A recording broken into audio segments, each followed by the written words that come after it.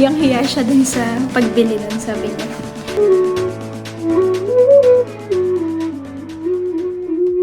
Hello everyone! Welcome back po sa aming channel. Happy Tuesday sa inyong lahat.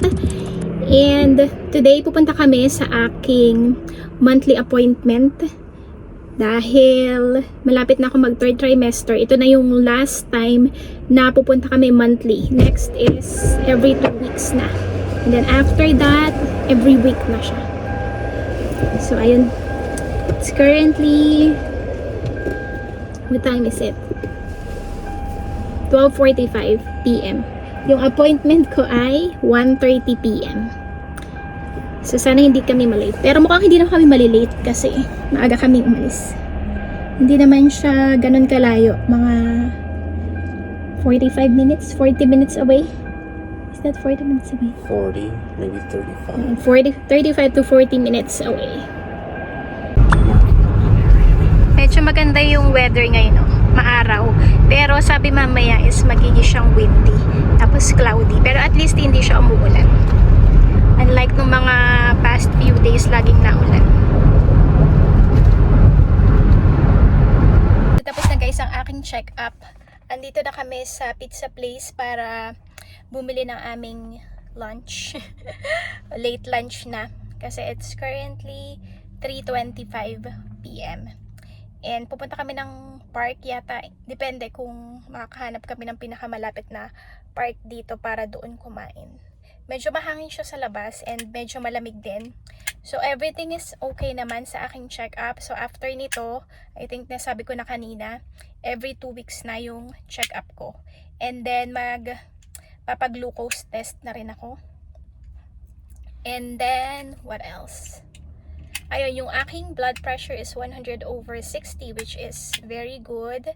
And then yung weight ko, hindi siya masyadong nadagdagan, parang 2 pounds lang. Kung hindi ako nagkakamali, 109 pounds. So parang 49 kilograms.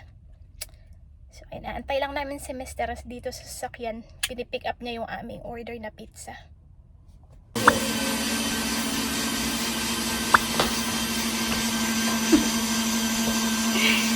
Si Ira, gusto niya talaga ang bubbles. Pop! Pop the bubbles! Oh no! No more bubbles!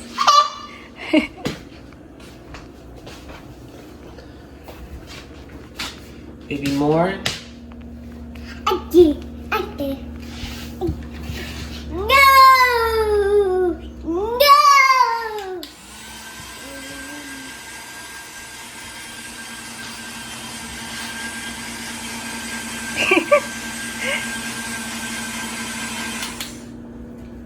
No more.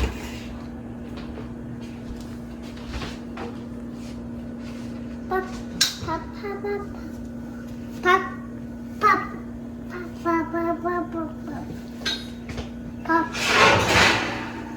Hello everyone! Happy Wednesday! So hindi ko na natapos yung video kahapon kasi hindi na kami nagpunta ng park. Umuwi na lang kami dahil sobrang lamig. Ang lakas ng hangin. Say hi! Hi to the video. You want Mama's headband? Do you want Mama's headband?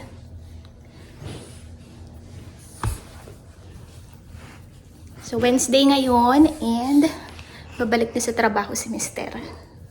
Kami na lang ulit dito ni Zero. It's just me and the mama and the baby in Mama's belly.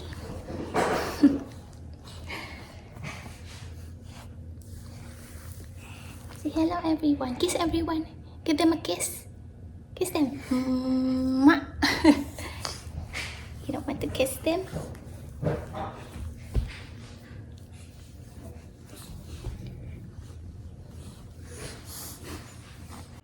Tingnan nyo na naman yung kalat dito sa aming bahay. Ganyan talaga pagka may toddler ka. Parang laging may dumaang tornado sa loob ng bahay. Tingnan nyo. Diba? Kaloka. Baby, what you doing?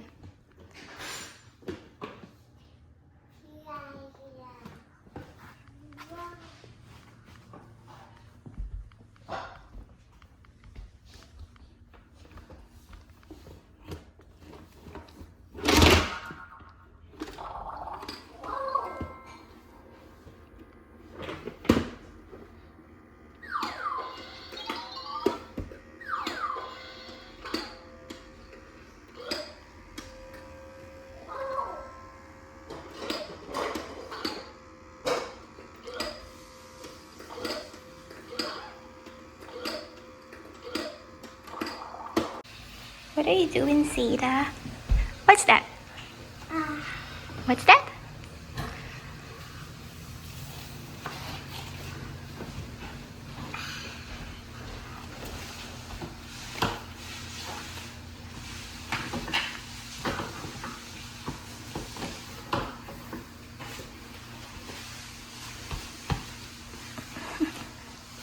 Everyone. Tapos kahapon, bago kami umuwi, si Mr. dumaan siya sa Dollar General.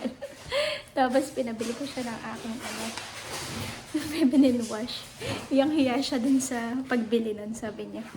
Siguro doon nagtataka yung mga tao doon, bakit siya merong ganong feminine wash. Hindi na kasi kami bumaba ni Zira. What's this?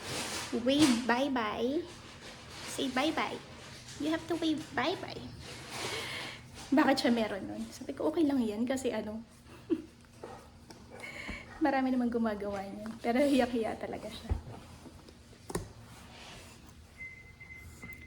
Shitty, what are you doing?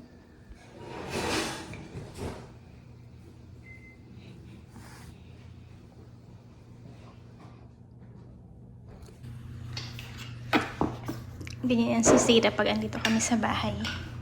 Laro-laro siya niyan. Tapos after, magkakain, magte-take ng nap, nunood ng TV.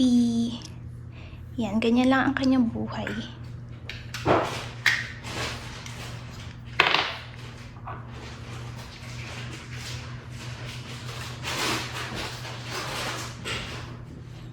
Para sa akin, no, para maraming nagsasabi na mas mahirap daw parang ang pinakamahirap daw na phase is pagka mom and pagka parents ka is yung newborn stage. Pero para sa akin, parang mas mahirap yung toddler stage, yung ganitong stage. Kasi ang likot-likot na nila. Talagang kailangan lagi nakatutok ang mata mo at nakabantay. Kasi baka mahulog, kung ano-anong ginagawa, akyat na akyat, sa mga kung ano-ano. Tapos curious na sila sa mga bagay-bagay. Kaya kung mapapansin nyo yung mga outlet namin, meron siyang mga cover. Ayan. Kasi mahirap na.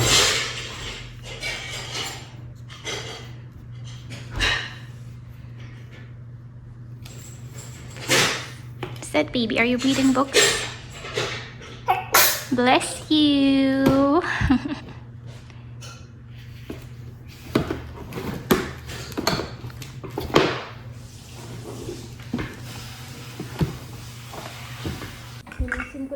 Inusin ko itong mga kalat ni Zeta. Our hearts beat to the city streets. We began to feel the fire. We rise like tall buildings as the chemicals they take us higher. The night's young and it's just begun as she puts her hand in mine. We wanna chase the night, wanna dance to the light, pull the stars from the sky, just two hearts running wild. Never sleep, never stop, as we shout from the top. We're gonna be two hearts running wild.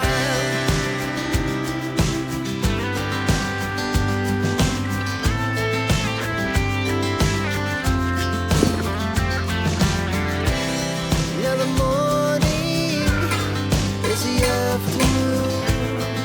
We lay awake in bed. It laughs so loud as the hours pass. We're gonna do it all again.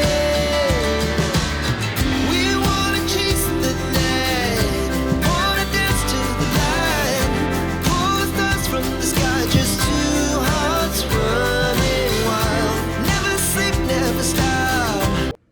So, ayan, ayos ko na dito kasi si Zeta ay nagtitake na ng nap. Wala nang manggugulo. Mamaya na ulit pagkagising niya. Dati nung dalaga pa ako, super OC ako. Ayoko talaga ng magulo. Gusto ko, once na may nakita akong magulo, ayusin ko agad. Pero nung naging toddler mama ko, nung naging toddler si Zeta, hindi na. Lalo na ngayon na nag-work ako And then kami lang madalas dito ni Zayra. Yung pag-aayos ko ng mga ginulo niya dahil meron nga tayong tornado baby dito. Pagka nagtitake siya ng nap at saka before kami matulog ng gabi. Kasi nakakapagod pag paulit-ulit linis ka ng linis, ayos ka ng ayos, tapos magugulo lang din naman. Lalo na ngayon na ako ay preggy. I'm sure yung mga mommies dyan na may toddler is nakaka-relate, diba?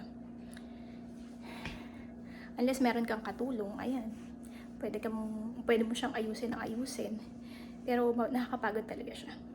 Pero yung paglilinis, importante yun kasi nga, diba, you need to make sure na walang mga hazardous materials around kasi yung sa age nila, dyan sila mahilig mag-explore, magsubo na magsubo. So, para maiwasan yung aksidente. Ayan, hindi natuloy yung pag-nap ni Zayra. So, pinakain ko na muna siya kasi hindi pa naman siya nagla-lunch. Ako maya-maya na kasi busog na busog pa ako. Hindi pa siya ganun kagaling gumamit ng utensils, pero okay lang. Tapos pala si Mr. nagbihis clown yan last time. Nag-upload ako dito sa shorts, dito sa YouTube. Kung makikita nyo, nakabihis clown siya kasi. Tapos naglalaro sila ni Zayra, inaano niya yung mga bubbles. Kasi gagawa siya ulit ng YouTube channel niya. Ang pangalan is Rosie the Literacy Clown. I-insert ko dito yung introduction ng kanyang YouTube channel. Para makita niyo, nakakatawa yung kanyang clown outfit. Diba? Effort na effort. Kaya din siya talaga bumili noong camera na yun para dun sa YouTube channel niya.